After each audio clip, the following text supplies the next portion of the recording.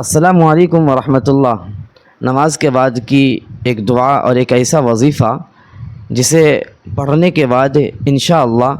ہم اور آپ عاملوں کا چکر لگانا کیا کر دیں گے، بند کر دیں گے۔ یعنی اس وظیفے کے اندر اتنا پاور ہے اور اتنی طاقت ہے کہ وہ وظیفہ ہمیں عاملوں کے پاس جانے سے کیا کرے گا، روک دے گا، اور اس کی نوبت ہمارے پاس دوبارہ کبھی بھی نہیں آئے گی۔ تو آئیے جانتے ہیں کہ وہ کون سی دعا ہے اور کون سا وظیفہ ہے کہ جسے ہم کرنے کے بعد جو ہے چین و سکون کی زندگی گزارنے والے ہوں گے، شیاطین کے شر سے، انسانوں کے شر سے، جادو سے، ٹونا سے جو ہے ہم سب کی کیا ہوگی، حفاظت ہوگی۔ تو آئیے جانتے ہیں بہت ہی مختصر وقت میں۔ میرے بھائیوں اور بہنوں، اللہ تعالیٰ نے ہم لوگوں کو پیدا ہی اس لیے کیا ہے تاکہ ہم اللہ تعالیٰ کی زیادہ سے زیادہ کیا کریں، عبادت کریں، اللہ تعالیٰ کو راضی کر کے اس دنیا سے ہم کیا کریں، رخصت ہوں۔ تو اللہ تعالیٰ کو راضی کرنے اور اللہ تعالیٰ کو خوش کرنے کا ایک بہت ہی بہترین راستہ اور ایک بہترین طریقہ ہے کہ اللہ تعالیٰ کا زیادہ سے زیادہ ہم کیا کریں، ذکر کریں، اللہ تعالیٰ کہ زیادہ سے زیادہ ہم کیا کریں، عبادت کریں۔ اس سے اللہ تعالیٰ کیا ہوگا، خوش ہوگا، اور پھر اس کے بدلے میں ہمیں جو ہے بہت بڑی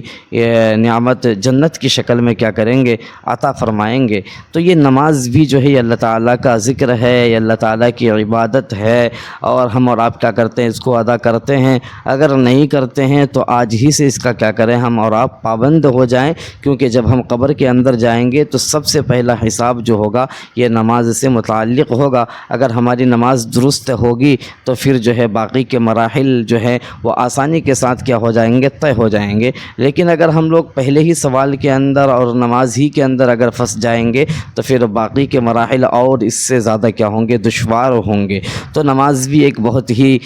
بڑی عبادت ہے اور بہت اہم عبادت ہے، اور ان نمازوں کو ہم اور آپ کیا کرتے ہیں، ادا کرتے ہیں۔ اگر نہیں کرتے ہیں تو آج ہی سے انشاءاللہ ہم لوگ کیا ہو جائیں گے، اس کی پابندی کرنے لگیں گے اور عبادتوں کو انجام دینا کیا کر دیں گے، شروع کر دیں۔ نماز ختم کرنے کے بعد، سلام پھیرنے کے بعد کچھ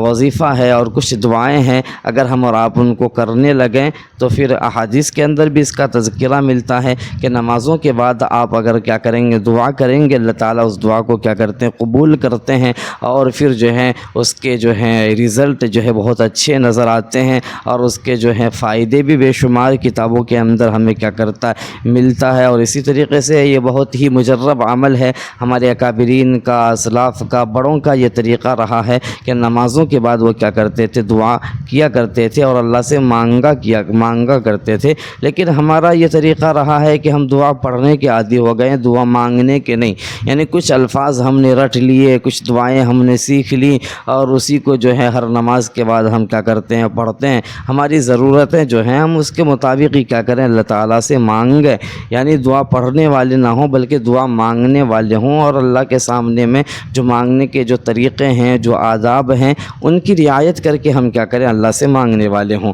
تو احادیث کے اندر ہمیں ملتا ہے کہ اللہ کے نبی علیہ الصلوۃ والسلام سلام پھیرنے کے بعد جو ہے اس دعا کا کیا کرتے تھے، اہتمام کیا کرتے تھے۔ اللہم انت السلام ومنک السلام تبارکت یا ذا الجلال والاکرام، اللہم انت السلام ومنک السلام تبارکت یا ذا الجلال والاکرام۔ اس دعا کو اللہ کے نبی علیہ الصلوۃ والسلام کیا کرتے تھے، پڑھا کرتے تھے۔ یا اسی طریقے سے کہ اللہم اعنی علی ذکرک و شکرک و حسن عبادتک، اللہم اعنی علی ذکرک و شکرک و حسن عبادتک۔ اللہ کے نبی علیہ الصلوۃ والسلام کیا کرتے تھے، اس کا اہتمام کرتے تھے۔ تو ہمیں بھی چاہیے کہ جو ہے نمازوں کے بعد جو ہے ان دعاؤں میں سے کسی ایک دعا کا کیا کریں، اہتمام کریں۔ اسی طریقے سے حدیث کے اندر بہت ساری مختلف دعائیں اور بہت سارے اذکار اور بہت سارے وظیفے ہمیں کیا کرتے ہیں، ملتے ہیں کہ اللہ کے نبی علیہ الصلوۃ والسلام نے اس کی کیا کی ہے، پابندی کی ہے، اور امت کو اس کی کیا کی ہے، تعلیم دی ہے۔ میں آج آپ کو خاص طور پر ہماری ماؤں اور بہنوں کو کچھ ایسے اوقات بتلانے والا ہوں جس کے بعد جن اوقات میں اگر ہم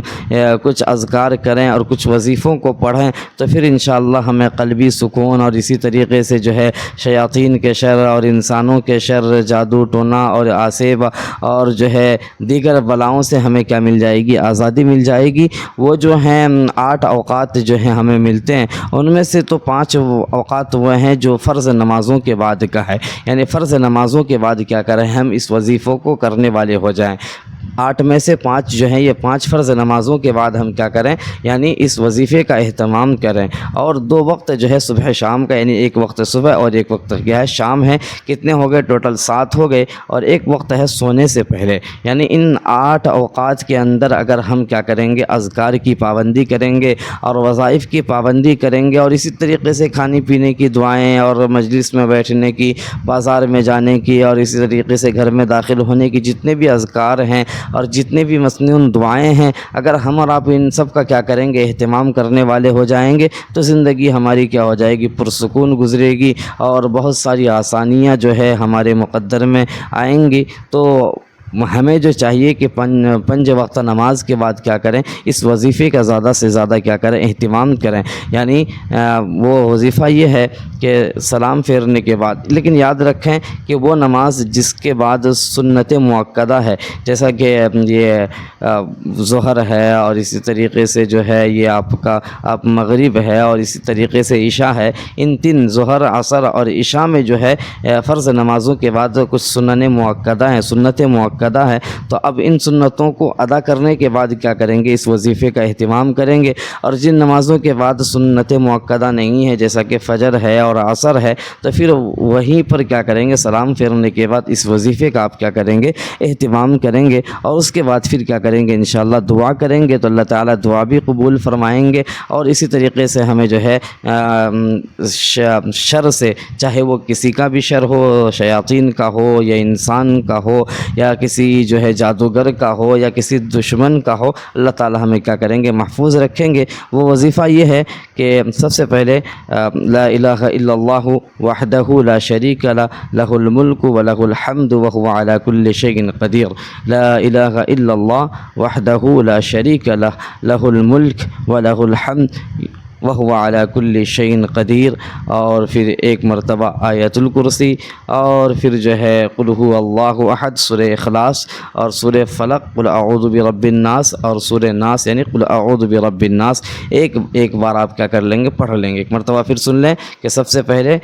لا الہ الا اللہ وحدہ لا شریک لہ لہ الملک ولہ الحمد وہو علی کل شیء قدیر، پھر آیت الکرسی، اللہ لا الہ الا هو الحی القیوم اخیر تک، اور پھر جو ہے ایک مرتبہ سورہ اخلاص قل هو اللہ احد، ایک مرتبہ سورہ فلق قل اعوذ برب الناس، اور ایک مرتبہ سورہ ناس یعنی قل اعوذ برب الناس آپ کیا کر لیں گے، پڑھ لیں گے۔ پڑھنے کے بعد جو ہے پھر اللہ تعالیٰ سے کیا کریں گے، دعائیں کریں گے، اور پھر دعاؤں کے اندر اپنی ضرورتوں کو، اپنی حاجتوں کو اللہ کے سامنے میں کیا کریں گے، رکھیں گے، اور اللہ تعالیٰ سے اپنی پریشانیوں کو کیا کریں گے، بتلائیں گے، اور حل کرنے کی درخواست کریں گے، عاجزی کریں گے، اور دعا کے آداب کی رعایت کرتے ہوئے ہم اللہ سے مانگیں گے۔ اللہ کی ذات سے امید ہی ہے کہ انشاءاللہ وہ ہماری مصیبتوں کو کیا کریں گے، دور فرمائیں گے، اور ہمیں پھر جو ہے پرسکون زندگی کیا کریں گے، عطا فرمائیں گے۔ اور پھر جو ہے دعا کرنے کے بعد اپنے دونوں ہاتھوں کو جو ہے اپنے چہرے پر کیا کر لیں گے، اس طریقے سے پھیر دیں گے۔ انشاءاللہ اللہ کی ذات سے امید ہے کہ ہماری مصیبتیں کیا ہوں گی، دور ہوں گی، اور پھر جو ہے جادو ٹونا، اور اسی طریقے سے آسیب، اور اسی طریقے سے سحر، اور جتنی بھی چیزیں ہیں ان سے ہماری کیا ہوگی، حفاظت ہوگی۔ اللہ تعالی ہم سب کو جو ہے ان اذکار و وظائف پر مداومت اور پابندی کرنے کی توفیق عنایت فرمائیں، اور آپ جب بھی دعا کریں اس ناچیز کو بھی اپنی دعاؤں کا حصہ بنائیں، اور بات اگر اچھی اور سچی اور ٹھیک ٹھاک لگے تو پھر جو ہے ہمارے ساتھ جڑے رہیں، اور دوسروں کو بھی جوڑ کر جو ہے ہمارا تعاون کریں، اور پھر جو ہے اس پیغام کو دوسروں تک جو ہے صدقہ جاریہ سمجھ کر کیا کریں، بھیجیں۔ اللہ تعالیٰ جو ہے ہم سب کو صحت و عافیت کے ساتھ لمبی زندگی عطا کرے، آمین۔ والسلام علیکم ورحمۃ اللہ وبرکاتہ۔